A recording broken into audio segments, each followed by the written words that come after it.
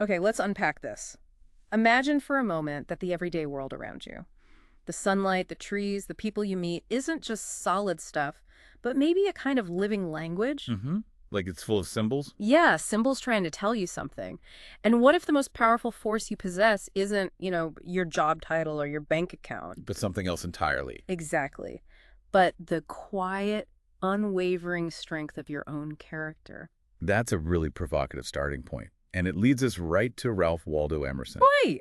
We're taking a deep dive into his mind, a mind that really challenged conventional wisdom back in the 19th century, but whose ideas still feel incredibly, well, radical and relevant today. Absolutely. And specifically, we're drawing from his essays.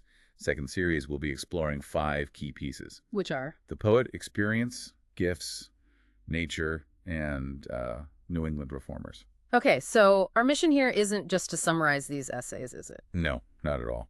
We really want to distill the most potent nuggets of knowledge. His thinking on how we create, what reality truly is.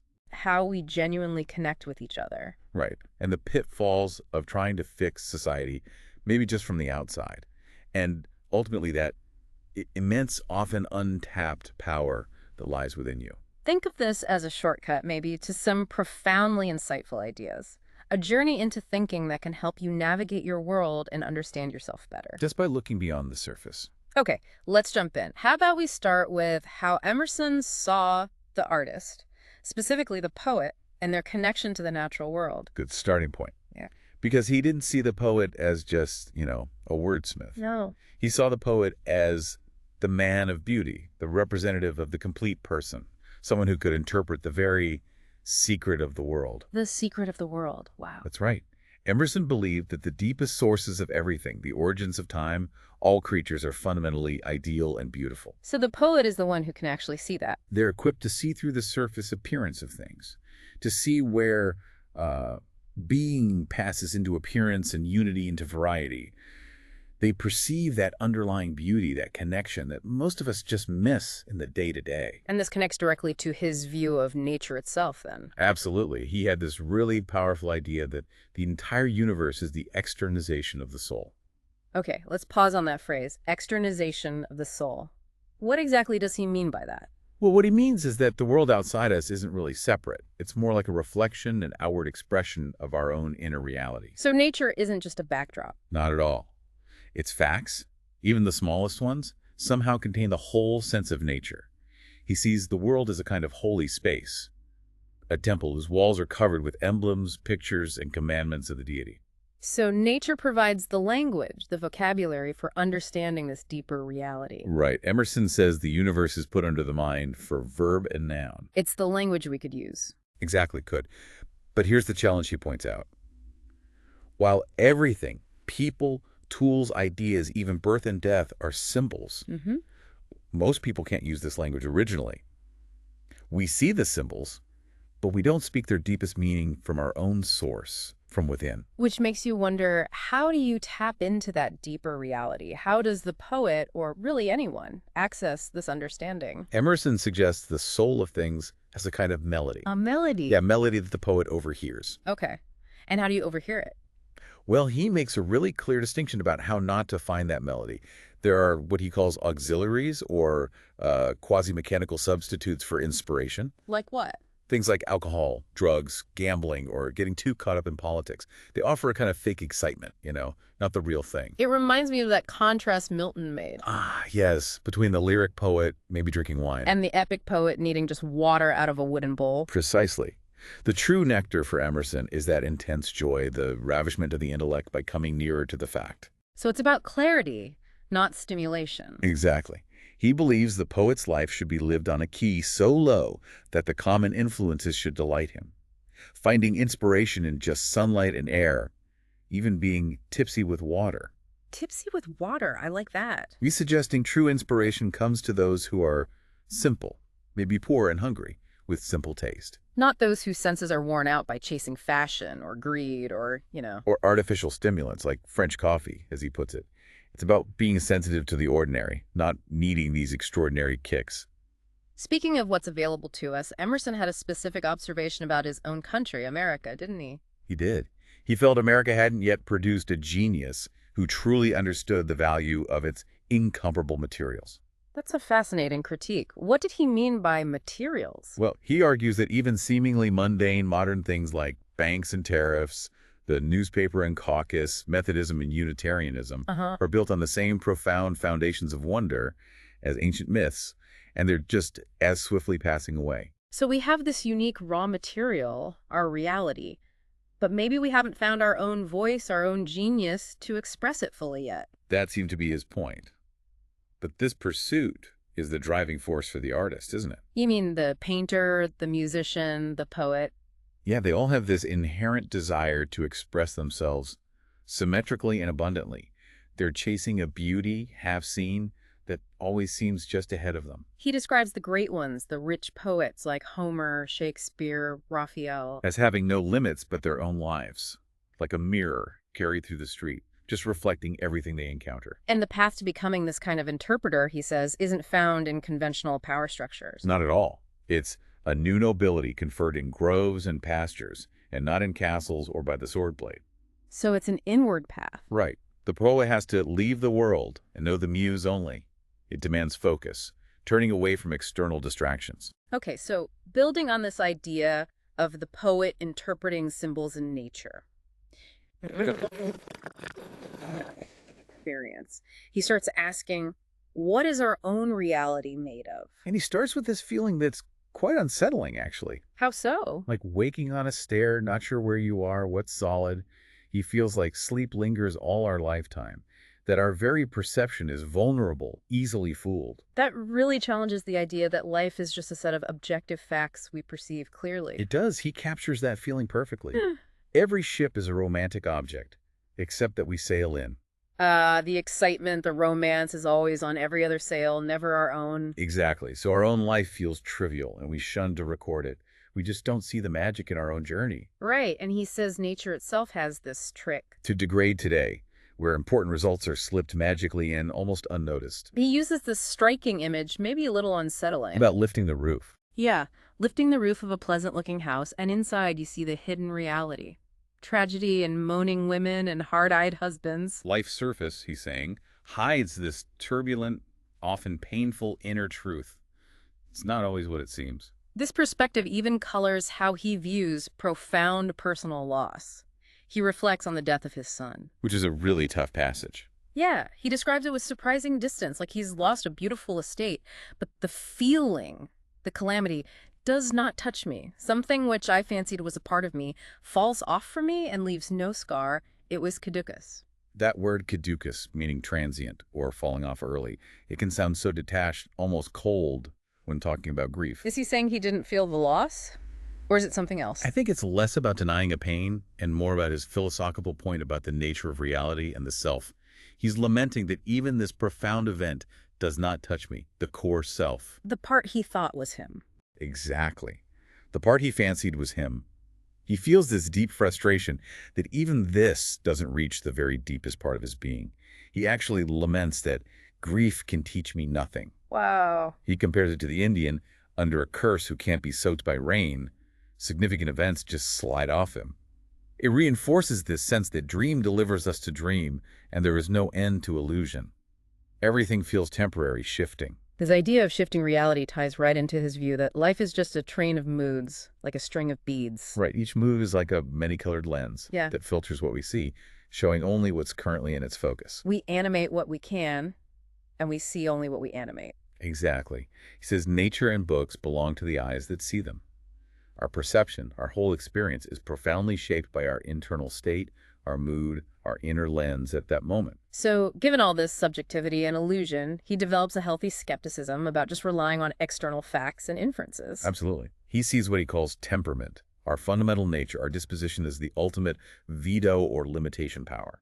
Meaning, your inborn way of being fundamentally limits and shapes what you can even experience and understand. Temperament puts a boundary on perception.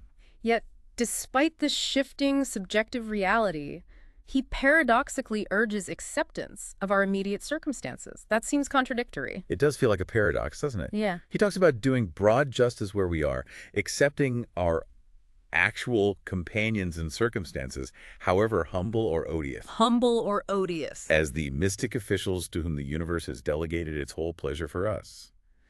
He's suggesting that even the least appealing parts of our present life are somehow designated by the universe for our benefit or growth. It's a tough idea. But there's a beautiful counterbalance to this idea of complex, fleeting reality, the value he places on simple, common things. Yes, he has that wonderful line, everything good is on the highway. Meaning it's accessible to everyone. Right. He contrasts the art collector seeking something rare and exclusive with the accessibility of true masterpieces. You could spend a fortune on a Shakespeare autograph. Or you could be a schoolboy reading Hamlet for free and find secrets of highest concernment. He actually preferred the commonest books, the Bible, Homer, Dante, Shakespeare, Milton, because the greatest truths are freely available to anyone who can see them. Like nature's pictures in every street, sunsets, the human body, which are never absent. Exactly. The profound is embedded in the ordinary if you have eyes to see it. And from Emerson's perspective, life itself is inherently unpredictable. Very much so.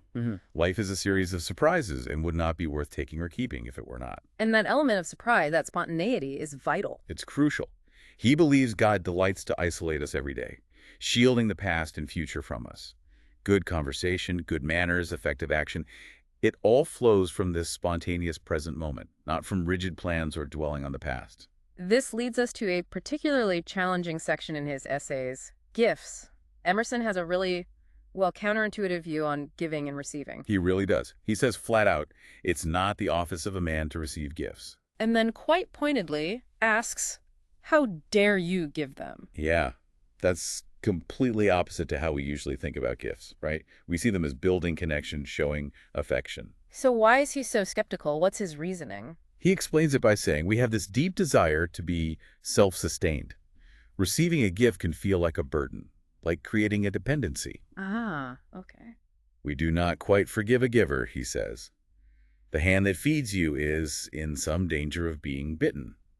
There's an underlying tension there. He even feels a sense of violence or degradation if a gift makes him too happy. That seems extreme. It does, but his logic is that he feels ashamed that the donor sees he values the commodity, the thing, more than the person or the relationship.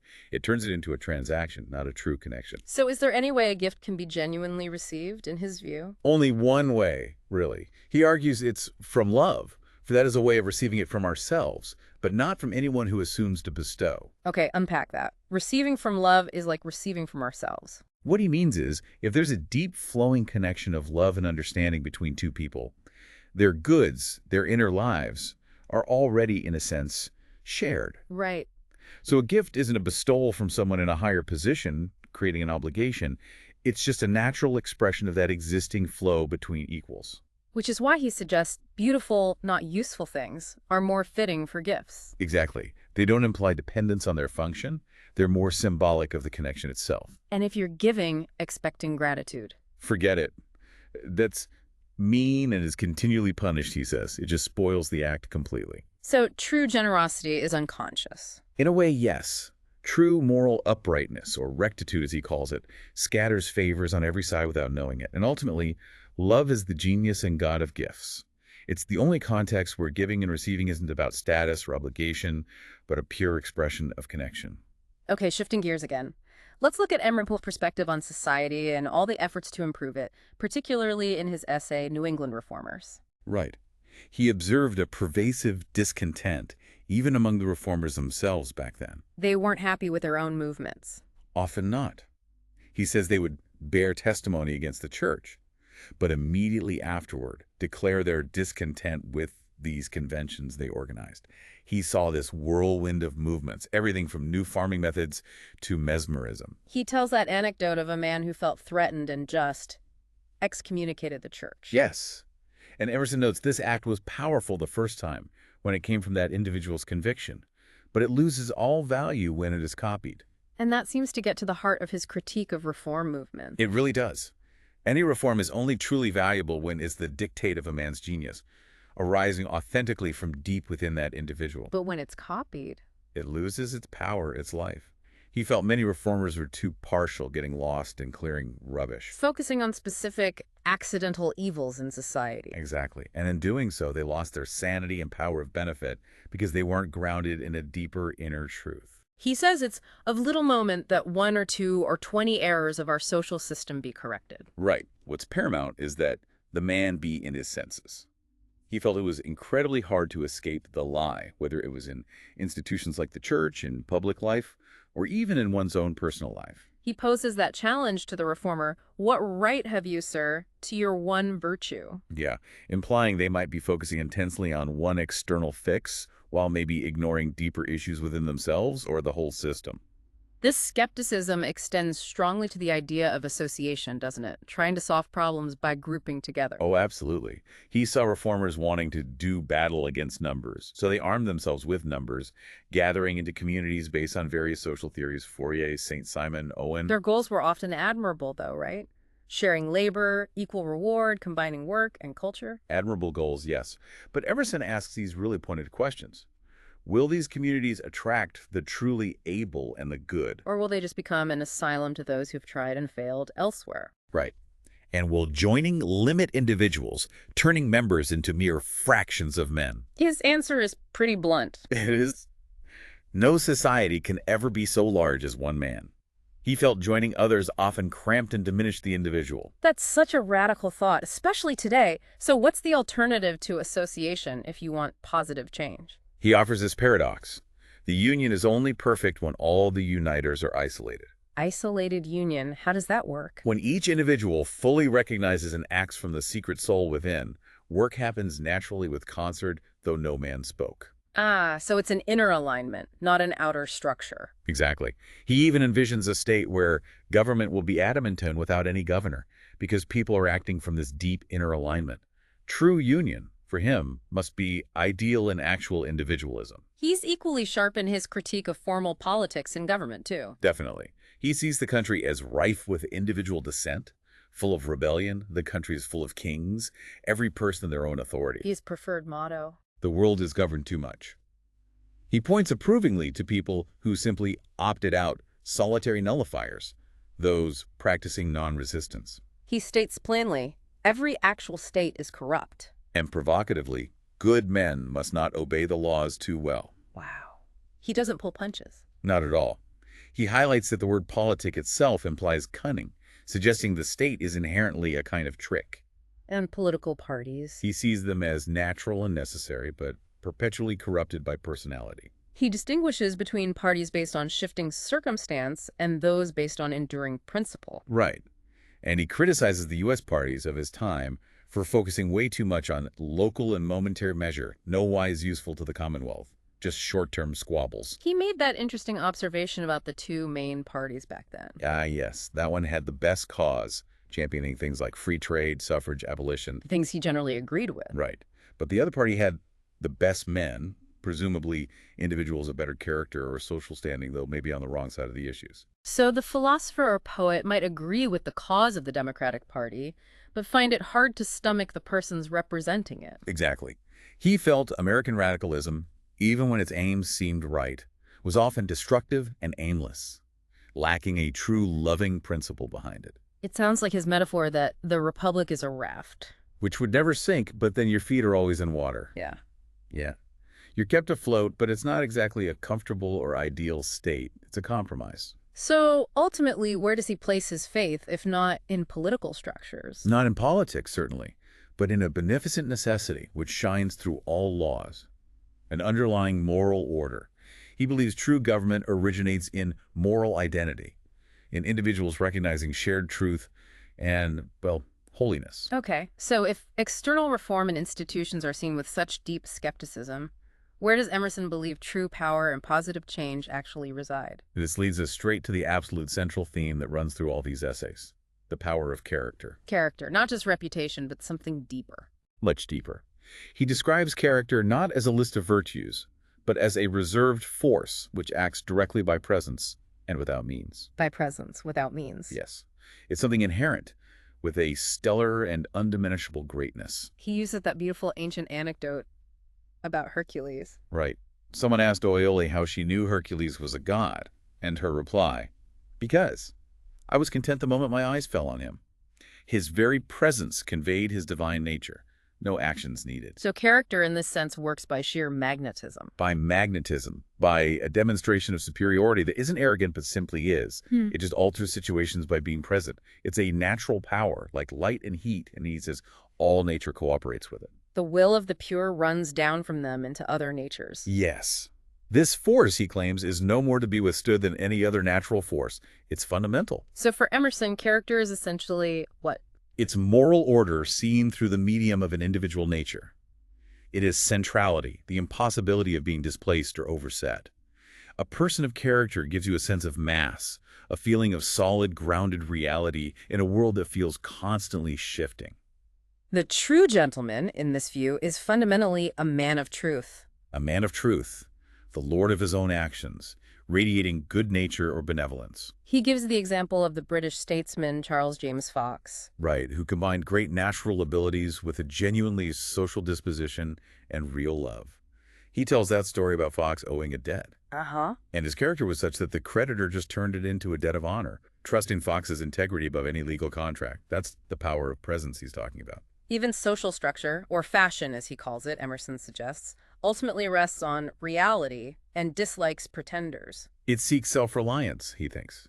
Deference to someone who merely seems eminent, he warns, means you forfeit your own privilege of nobility, your own inner authority. Reality is the first thing man requires of man. Exactly. And the complement to this self-respect isn't fawning or excessive familiarity, but a respectful deference, preferring stateness to an excess of fellowship. Meeting each other each morning as from foreign countries. Yeah, respecting each other's inner space and mystery. It's about dignity. And while intellectual insight is selfish and barren, he notes. Right. The secret of success in society, of genuine connection, is a certain heartiness and sympathy. It's the human element, the character, that truly resonates, not just intellect. He makes this crucial distinction between great men or men of great gifts and symmetrical men. Yes, individuals might have brilliant talents or shining traits, but lack the total symphony, the balanced, integrated character. And he cautions us against idealizing people too much. Definitely. There are no such men as we fable, no Jesus, nor Pericles, nor Caesar, such as we have made. Even historical figures or geniuses had their flaws, their foibles. Men with great talents might be socially awkward or unfit for society, protecting themselves with solitude or by courtesy or by satire or an acid manner, perhaps lacking true love or self-reliance. As we mature, he suggests, we learn to value total powers and effects more than just individual talent. Precisely. The impact of someone's whole character becomes more important. He sees fleeting personal influence as a temporary illusion, an ignis fatuus, whose perceived size depends on the momentary estimation of others. It's not the real thing. The true genius of a nation, then, isn't just its population size, but the character that permeates the society, that underlying quality. Okay, let's try to bring some of these strands together now. Returning to that interplay between nature and man, Emerson speaks of an aboriginal push, right? A fundamental divine impulse driving existence. Yes, he sees nature adding a small excess of his proper quality to every creature, nudging it towards its unique expression. He even suggests no man is quite sane. Each has a vein of folly, to make sure of holding him hard to some one point which nature had taken to heart. Like there's a built-in purposeful bias in each of us, driving us toward a specific function. But side by side with this divine impulse, he also sees a mocking aspect to nature and life. He does.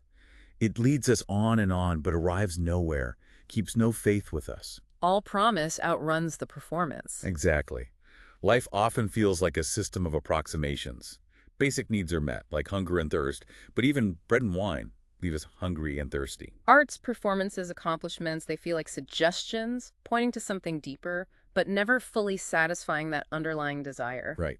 Well, for instance, is meant to be a means to higher ends like conversation, character, but our attention gets trapped on the means themselves, on the money.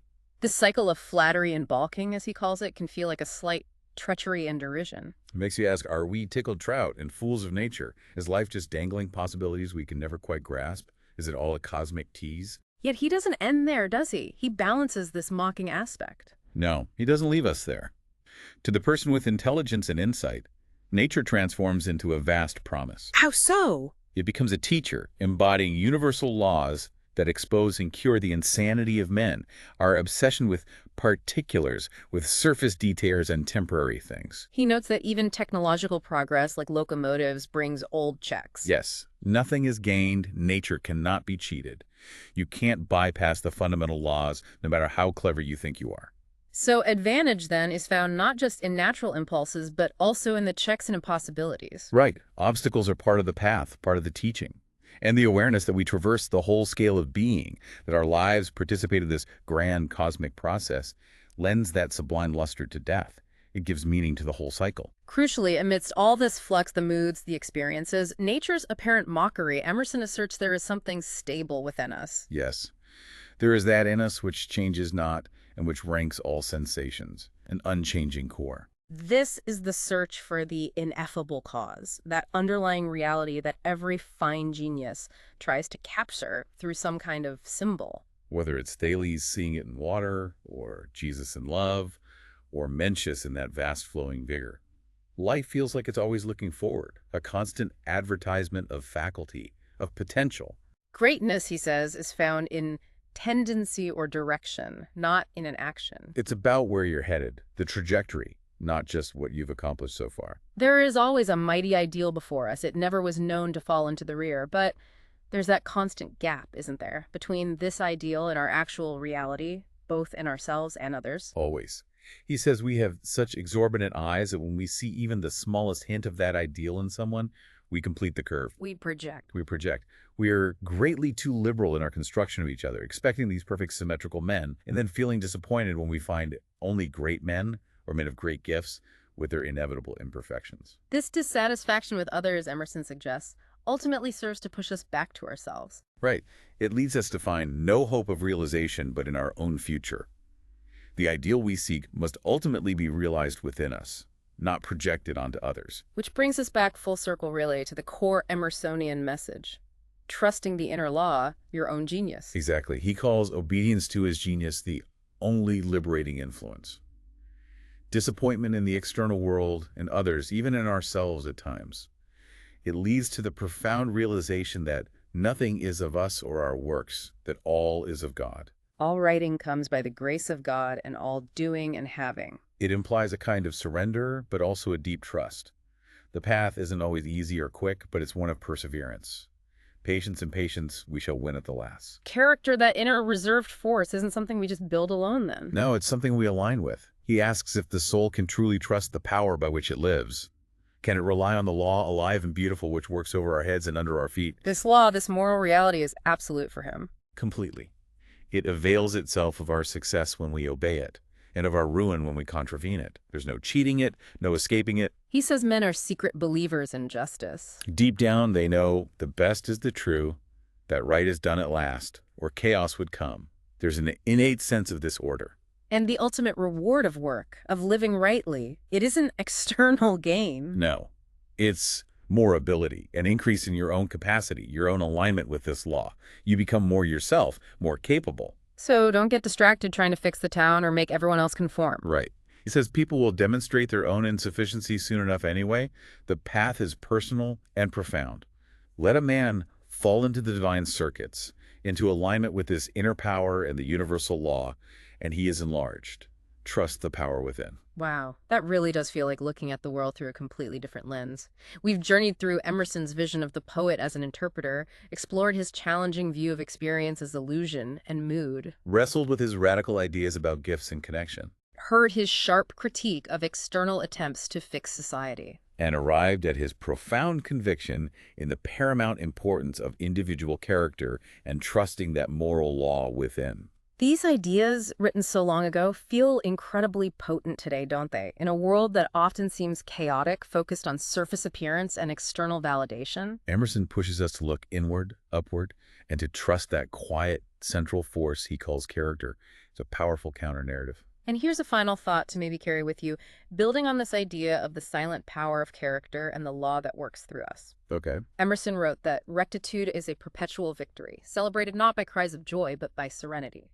Serenity, not celebration. So what if true power, true influence, isn't found in the loud pronouncements, the public victories, or the constant striving for external results, but in that quiet, unwavering presence, that inner serenity of a life lived accordance with that deep inner law. How might recognizing and valuing that change how you move through the world and maybe what you truly seek? Something worth reflecting on indeed.